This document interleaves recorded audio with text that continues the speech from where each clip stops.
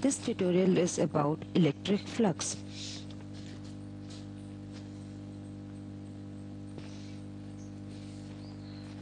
To understand this, first consider a hypothetical plane of area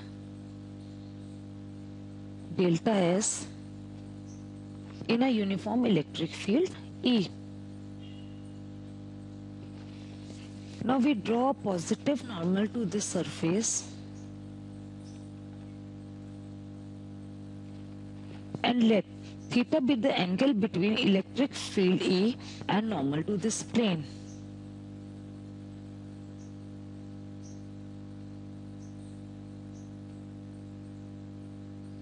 Now the quantity delta phi is equals to E delta S cos theta is called the flux of electric field through this chosen surface. We can also draw a vector of magnitude delta S whose direction is along this positive normal, and this vector is known as area vector denoted by delta S corresponding to the area delta S. So electric flux can now be written as delta phi is equals to E dot delta S, where this vector delta S is the area vector corresponding to this area element delta S. So we can now define electric flux as a measure of line of forces passing through a surface held at the electric field. Now if this electric field E is perpendicular to the surface, that is, if this electric field vector E is parallel to area vector delta S, then theta is equals to 0 and electric flux becomes delta phi is equals to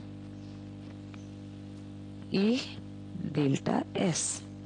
Again, if this theta is equals to pi, means this electric field vector E is in direction opposite to that of area vector delta S, then flux through the surface would be delta phi is equals to minus E delta S. Now if electric field and area vector are perpendicular to each other,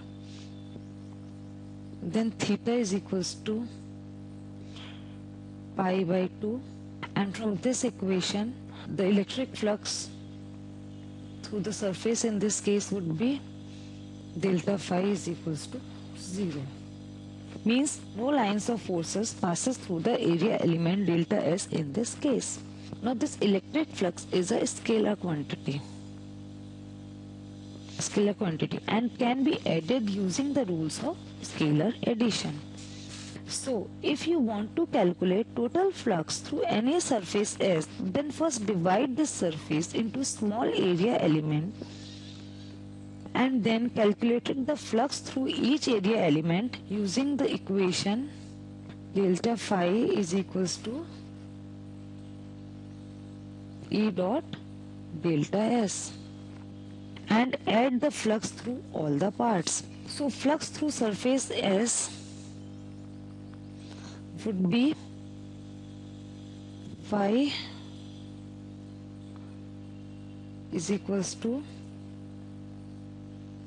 sigma E dot delta S. Now the approximation that electric field is practically uniform over an area element will be true only when we increase the number of area element by making them smaller in size.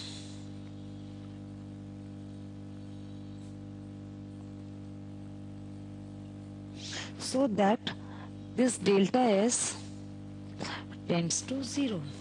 So using the techniques of integration, this sum can be replaced by integration sign, giving total flux through the surface equals to integral E dot ds. where this integral is performed over the entire surface through which the flux is required.